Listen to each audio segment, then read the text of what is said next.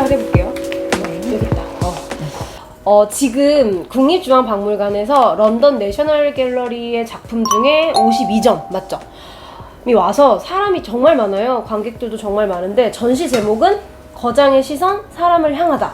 이미 보고 오신 분들도 있을 텐데 오늘은 제가 조이뮤지엄 김지연 선생님과 함께 이 전시에 온 작품 중에 어린이들이 보면 좋을 작품 5점을 소개해볼까 합니다. 그간 이제 항상 어른들 위주로 저희가 설명을 했어요. 그죠?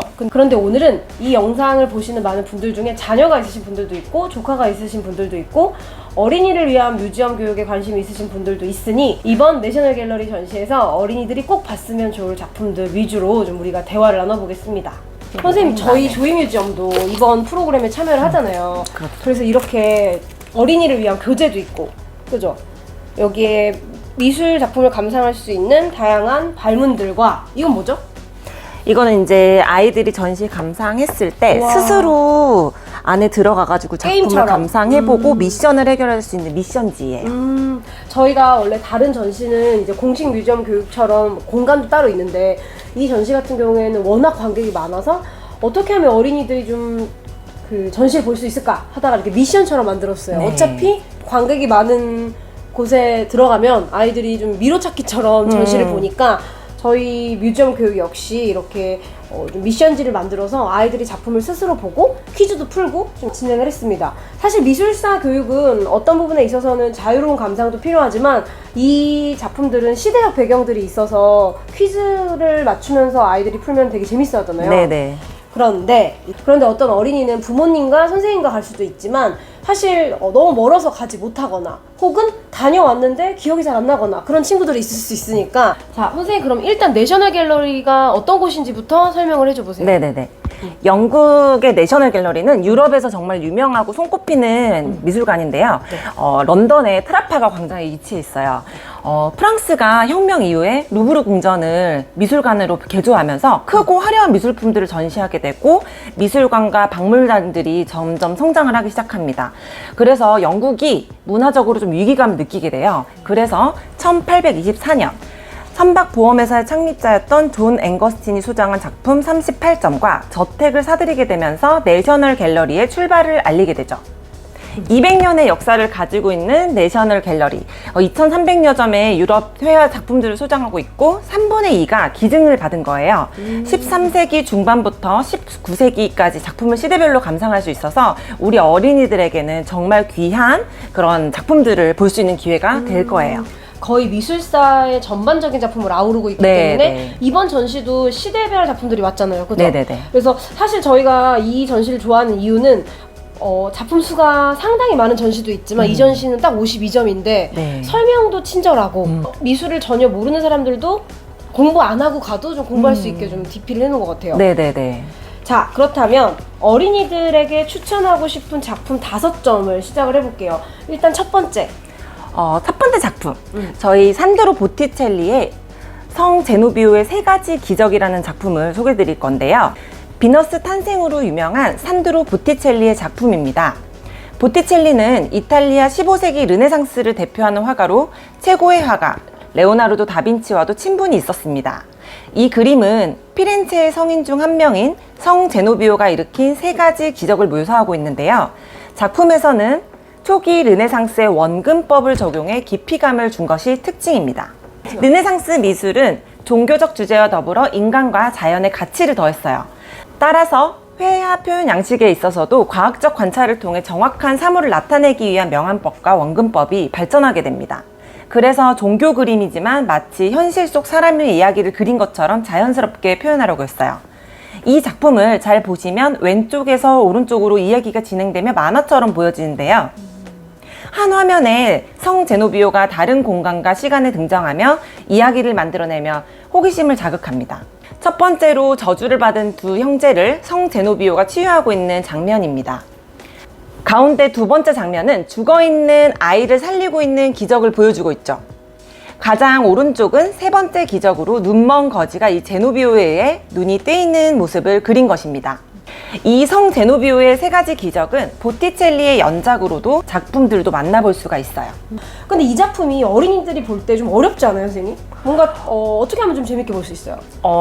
저희가 들어갔을 때 이제 만화처럼 구성이 일단 되어 있잖아요. 한 화면에 이야기의 흐름들을 아이들이 볼 수가 있어서 익숙할 거예요. 그래서 이야기를 만들어 가기도 하고 추측을 할 수도 있고, 또 특히 르네상스의 표현 기법 중 정말 중요한 게 원근법이잖아요. 공간감을 어떻게 나타내느냐에 따라서 좀 이렇게 시각적으로 보여지는 게 다른데, 평소에는 평면적으로 봤었던 것들이 익숙한 친구들이 소실점을 찾아서 선을 그어보면서 공간감을 느끼게 하는데 아주 중요한 그림이라고 볼 수 있을 것 같아요. 네. 여러분들 꼭 이 작품 어린이들과 함께 보시고요. 네네. 그런데 보티첼리가 사실 다빈치랑 친분이 있었잖아요. 네네. 근데 그 친분이 한국에서 책으로도 만나볼 수 있는 게, 그 다빈치랑 보티첼리가 한때 요리 주점을 같이 열었거든요. 근데 그 식당 이름이 세 마리 개구리 깃발 식당이에요. 그래서 이런 이야기는 구독자분들이 또 추가적으로 책으로 만나볼 수 있고, 두 번째는 라파엘로 작품 추천. 네. 두 번째로는 라파엘로의 성모자 세례 요한이라는 작품입니다. 르네상스를 대표하는 3대 예술가 중 한 명이 라파엘로인데요. 16세 때 이미 대가의 반열에 오르게 되었고, 교황 율리우스의 부름을 받아서 로마에서 아테네 학당이 포함된 프레스코 연작을 제작했어요. 성모자와 세례 요한은 성모, 아기 예수, 그리고 세례 요한을 표현하고 있습니다. 이 세 명의 인물은 라파엘로가 그린 많은 작품 중 하나인데요. 바티칸 궁전의 교황의 방에 있었던 작품입니다. 종교화에 많이 등장하는 채광 효과도 보여지고 있어요. 로마의 풍경을 배경으로 오른쪽에는 갈대로 만든 십자가를 든 세례 요한이 있고, 아기 예수에게 이 카네이션을 전달하고 있는데, 붉은 카네이션은 예수가 나중에 겪게 될 고통과 부활을 뜻합니다. 성모, 세례 요한, 그리고 아기 예수는 안정적인 구도 속에 있는데요. 라파엘로는 사람의 해부학을 통해 얻은 지식으로 이상적인 비례를 가진 사람의 모습과 빛과 그림자를 표현하는 방법으로 눈에 보이는 대상을 아주 잘 재현했죠. 먼 곳의 경치를 흐리게 그려 거리감을 표현하는 공기 원근법도 사용했습니다. 라파엘로는 다빈치로부터 스푸마토 기법과 삼각형 구도를 배워서 편안하고 안정감 있는 그림을 그릴 수 있었죠. 또한 미켈란젤로에게는 인간이 취할 수 있는 다양한 자세를 어떻게 그릴 수 있었는지 배웠답니다. 네. 많은 분들이 이 라파엘로의 대표 작품 하면 뭐 떠올리시면 되냐면, 우리 엔젤리너스 커피숍 가면 천사들 있잖아요. 푸디. 네, 그 맞아. 푸디가 있는 작품, 이 작품이 라파엘의 대표 작품이기도 한데, 이번 전시에서 이제 어린이들이 꼭 봤으면 좋겠는 작품은 성모자와 세례 요한. 네. 어린이들은 일반 중세시대 때 종교화와 비교해가지고 같이 르네상스의 종교화를 같이 감상할 수 있고요. 그리고 삼각형 구도 속에서 이렇게 비춰지는 안정감 같은 것들도 친구들이 살펴볼 수가 있어요. 그리고 다빈치의 모나리자에서 이렇게 스푸마토 기법이라서 공기 원근법이 나타나게 되는데, 이쪽에서도 뒤에 있는 후경 같은 것들이 잘 보여질 수 있어서 친구들이 같이 이렇게 감상을 하면서 좀 다른 거를 느낄 수가 있을 것 같아요. 그리고 옆에 그 시각 자료로 중세시대의 작품들과 같이 비교하는 것들이 나오는데, 친구들이 그걸 보면서 조금 더 쉽게 이해할 수가 있을 거예요. 그리고 종교화에는 사실 상징적인 것들이 되게 많이 들어가게 되는데, 카네이션이라든지 이런 것들로 좀 뭔가 의미 있는 것들을 찾아볼 수 있는 기회가 될 수 있을 것 같습니다. 네. 세 번째 추천하고 싶은 작품 또 설명해 주세요. 네. 세 번째 추천하고 싶은 작품. 카라바조 도마뱀에게 물린 소년인데요. 저희도 이렇게 준비를 했어요. 네. 이런 식으로 저희가 이제 패로디 아, 명화를 귀여워. 이렇게 저희도 만들어서 진짜 만들었어요. 네, 친구들이 조금 더 재밌게 감상할 수 있게끔 저희가 준비를 했는데요.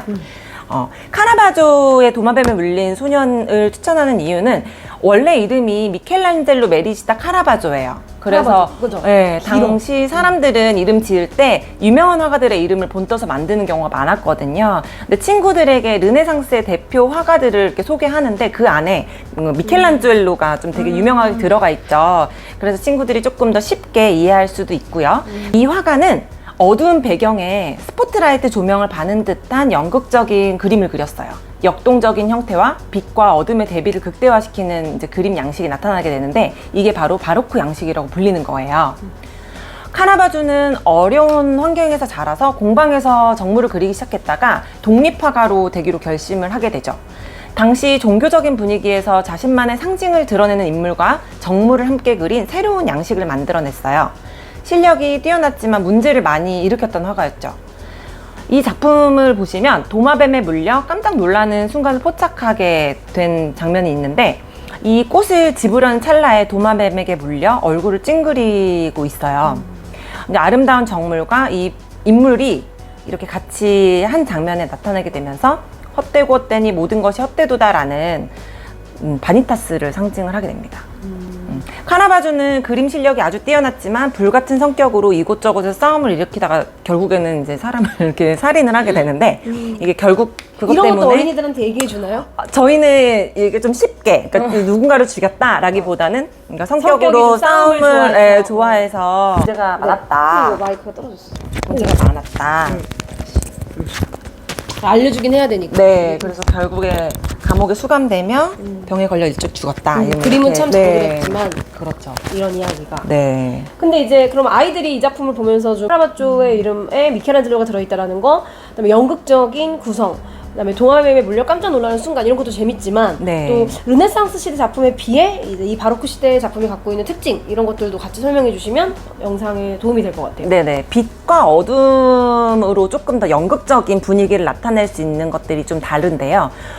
공간감이라든지 좀 선이라든지 이런 구성 같은 거에 르네상스에는 좀 초점을 맞췄다면, 바로크 양식 같은 경우는 빛과 어둠이 좀 많이 들어가게 되니까 조금 더 역동적인 그런 느낌들이 많이 나게 되거든요. 그리고 특히 좀 어두운 느낌이 좀 많이 나기도 해서 어린이들이 감상을 할 때 완전히 달라지는 그런 표현 방법을 느낄 수가 있을 것 같아요. 선생님이 추천하는 네 번째 클로드 로랭 작품.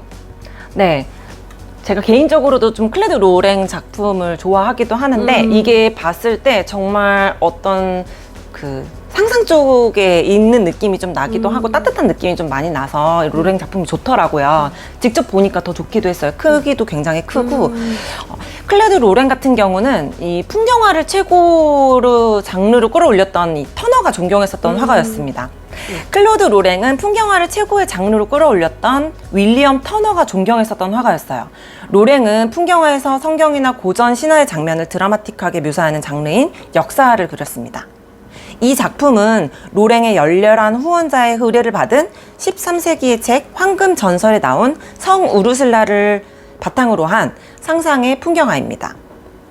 우르슬라는 브리튼의 공주로 시녀 11,000명과 함께 로마를 떠나게 되는데요. 성지순례를 갔다가 돌아오던 길에 침략한 훈족과 결혼을 거부하다가 죽임을 당하게 된 그런 일화가 있는 이야기예요. 좌측의 건물은 산 시페트로 성당을 모티브로 한 것입니다. 이 그림은 풍경의 화가 윌리엄 터너의 눈물을 맺게 한 작품인데요. 자신을 후원해주는 후원자의 집에 방문했다가 작품을 보고 로랭의 그림은 복제가 불가능하다고 생각했죠. 터너는 로랭을 우상으로 생각하면서 노력했어요. 유언으로 자신의 작품들을 기증할 테니 카르타고를 건설하는 디도 여왕, 안개 속에 떠오르는 태양을 클로드 로랭의 물레방앗간, 시바 여왕의 출랑 작품 옆에 전시해달라고 이야기했습니다. 내셔널 갤러리에는 클로드 로랭 작품 2점과 윌리엄 터너의 작품 2점이 한 공간에 걸려있는 것을 볼 수 있습니다. 터너의 무한한 예술적 존경이 있었던 거죠. 이 두 화가들로 인해 풍경화의 인식이 바뀌게 됩니다. 풍경화는 단지 보여지는 실제 풍경뿐만 아니라 또 다른 하나의 장르로서 표현이 되었는데요. 그러면은 사실 어린이들도 풍경화를 많이 봤을 텐데 본인들도 네. 그려보고. 그쵸. 근데 이 작품을 좀 더 재미있게 볼 수 있는 방법, 포인트 이런 게 있어요. 우리 어린이들도 풍경화를 좀 많이 그려볼 거예요. 직접적으로 이렇게 보면서 풍경을 실제로 많이 그릴 학교에서도 많이 텐데, 그리고. 이 이제 로랭이라든지 터너의 작품 같은 경우는 조금 더 이상적인 표현 같은 것들이 들어가게 되면서 현실과 이상적인 것들이 공존을 하게 되는 표현 방법들이 많이 들어가게 되거든요. 풍경화들을 조금 더 한 단계 다른 장르로 표현할 수 있는 방법들을 나타내준 화가라서 친구들이 조금 더 재밌게 감상할 수 있는 작품이 될 수 있을 것 같아요. 그리고 또 상 우르슬라 이런 이야기는 어린이들이 되게 좋아하잖아요. 옛날 이야기 같이 전래동화처럼. 그래서 부모님들이 이런 이야기를 해주면서 같이 전시를 보면 좋을 것 같습니다. 마지막 작품, 선생님이 추천한, 우리 김지연 쌤이 추천하는 어린이가 꼭 봐야 하는 내셔널 갤러리 작품. 자, 뭡니까? 네, 에드와르 마네의 카페 콩세르의 한 구석입니다. 에드와르 마네는 19세기 가장 중요한 두 예술운동, 19세기 현대적인 삶의 모습에 접근하려 했던 리얼리즘과 시대적 화풍이 사실주의에서 인상파로 전환되는데 중추적인 역할을 했습니다. 만해는 인상주의 후배들의 선배였지만 화가가 대중과 만나는 자리가 살롱전이어야 된다고 믿고 인상파전에 참여하기를 거부했어요. 직접 보고 그리는 것을 좋아했던 만해는 현대 삶의 모습을 주제로 하여 물감을 자유롭게 사용했죠. 음악과 춤, 서커스에 즐거운 거리를 제공했던 카페 콩세르에 가서 많은 영감을 받았습니다. 에드와르 마네의 카페 콩세르의 한 구석입니다. 마네는 잔을 여러 개 들고도 맥주를 한 방울도 흘리지 않고 일하는 여인의 모습을 보고 그중 가장 뛰어난 사람에게 작업실로 와서 모델이 되어달라고 했어요. 이 작품은 원래 하나의 그림으로 오른쪽 절반은 영국 내셔널 갤러리에, 왼쪽 절반은 스위스 빈터투어에 있습니다. 마네의 계획이 바뀌면서 그림은 반으로 잘리게 되었고 테이블의 반대편에 앉아있는 인물들을 묘사하게 되었죠. 마네도 상당히 유명한 작가고 미술사에서 꼭 어린이들이 좀 봤으면 하는 작가인데 이 작품을 좀 볼 때 어린이들이 좀 재밌게 볼 수 있는 방법 뭐가 있을까요? 네, 인상주의 화가로 넘어가게 되면서 그런 만해의 표현 기법 같은 것들도 나타나게 되는데 주제 자체가 조금 흥미로워요. 카페 콩세르를 인상주의 화가들은 굉장히 많이 그리게 됐는데 그 카페에 대한 이야기 그리고 장소에 영감을 받은 이야기들 그리고 시대적 배경들을 보게 되면서 이제 어린이들이 조금 더 그 이야기에 집중을 할 수가 있을 것 같고요. 또 이 작품 같은 경우는 좀 특이하게 작가가 계획했었던 것과 다르게 작품 하나가 이제 두 개로 나뉘게 되는 거잖아요. 그런 이야기들을 같이 들려주게 되면서 앞부분에 다른 반대쪽에 있는 장면들은 어떤 장면들이 나올까 그런 것들 조금 유추해 볼 수 있는 재밌는 이야기를 좀 만들어갈 수 있을 것 같습니다. 네. 오늘은 이렇게 내셔널 갤러리 명화전 거장의 시선 사람을 향하다 이 전시가 이제 요즘 인기가 많고 9월까지 하잖아요. 네. 그죠? 근데 사실 이 전시를 보러 가면 사람이 너무 많잖아요. 그래서 온라인 예매는 다 끝났는데 현장 예매는 가능하죠? 네네네. 기다리면. 네, 네, 가능합니다. 그래서 아직 제가 생각할 때 방학 때 많이 갈 것 같아요. 그래서 부모님들이 함께 자녀분들과 꼭 가보시고 만약에 나는 좀 우리 자녀를 또래 친구들과 이런 전문 뮤지엄 에듀케이터와 함께 좀 교육을 하고 싶다 또는 전시를 난 따로 보고 어린이끼리 보고 싶다 좀 더 체계적인 뮤지엄 교육을 하고 싶다 이런 어머님들은 조이뮤지엄을 신청해 주시면 좋을 것 같습니다.